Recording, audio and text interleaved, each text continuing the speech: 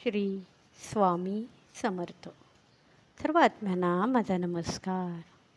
आपण सर्वांनी आताच गुरुपौर्णिमा साजरी केली.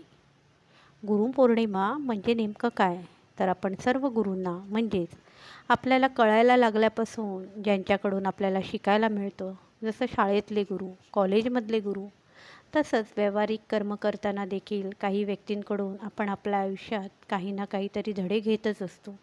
व आपल्या आई वडील, आपण ज्या आराध्याची सेवा पूजा करतो, त्यांना सगळ्यांचे आपण आभार मानतो व त्यांना नतमस्तक होतो. त्यांची पूजा करतो, पाया पडतो. वेगवेगळ्या शब्दाने, वाक्याने आपण आपल्या मनातले त्यांच्याबद्दलचे भाव व्यक्त करतो आणि त्यांनी आपल्याला कसे आणि कोणत्या प्रकारे आयुष्याला सामोरे जायचं ह्याचं मार्गदर्शन केलं, ह्याची आपल्याला असलेली जाणीव त्यांच्यासमोर व्यक्त करतो. पण इतकं सगळं आपण करतो, पण मला सांगा, त्यांनी आपल्याला जे काही शिकवलं आहे ते आपण आपल्या आयुष्यात अंमलात आणतो का?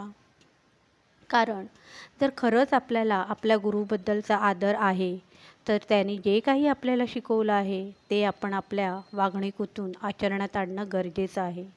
तरच गुरुपौर्णिमा साजरी झाली असं आपण समजू शकतो. कारण जर गुरुने जे शिकवलं आहे ते आचरणात न आणता नुसतं नमस्कार करून, पूजा करून काहीच उपयोग नसतो. म्हणूनच आपण ज्यांना गुरु मानलेलं आहे किंवा आपल्याला कोणाकडून काही शिकायला मिळालेलं असतं, त्यांचे आभार तर मानलेच पाहिजे. पण जे शिकवलं आहे त्याचा नीट अभ्यास करून आपल्या आयुष्यात त्याचा कसा आणि कुठे उपयोग होईल, जेणेकरून आपल्या आयुष्याला चांगलं वळण येऊ शकतं किंवा काही चांगल्या गोष्टी घडू शकतात, ह्याकडे लक्ष केंद्रित केलं पाहिजे. तरच ज्या गुरुने जी शिकवण आपल्याला दिली आहे त्यांचा अभिमान आपण वाढवत असतो, हे आपण लक्षात घेतलं पाहिजे. त्यांनी जी काही शिकवण आपल्याला दिली त्याने आपल्या आयुष्याला योग्य असं वळण लागलं आहे, हे त्यांना कळतं, तेव्हा खरं तर आपल्या गुरूंचा मोठा विजय होतो. म्हणूनच आपण आपल्या गुरूंचे उपकार मानले पाहिजे. आपण तर साधारण मनुष्य आहोत, पण आपले दत्त महाराज अवधूत चिंतन श्री गुरुदेव दत्त ह्यांचे देखील गुरु होते. यावरून आपण सर्वजण हे नक्कीच समजू शकतो की आपल्या आयुष्यात गुरूंचं किती मोठं स्थान आहे. सर्वात अगोदर आपले आई वडील, मग जसजसे आपण मोठे होत जातो तसतसं आपण लहानांकडून, मोठ्यांकडून काही ना काही शिकत असतो. आणि हो, ज्ञान हे कधीच संपत नाही. आपण जितकं घेऊ तितकं कमीच. आपलं आयुष्य संपत आलं तरीसुद्धा प्रत्येक छोट्या छोट्या गोष्टीतूनही आपल्याला शिकायला मिळत असतं. म्हणूनच आपल्या आयुष्यात जी व्यक्ती येते ती आपली गुरुच असते. कारण कोणी किती वाईट असू शकतं हे शिकवते, तर कोणी किती चांगलं असू शकतं हे शिकवते.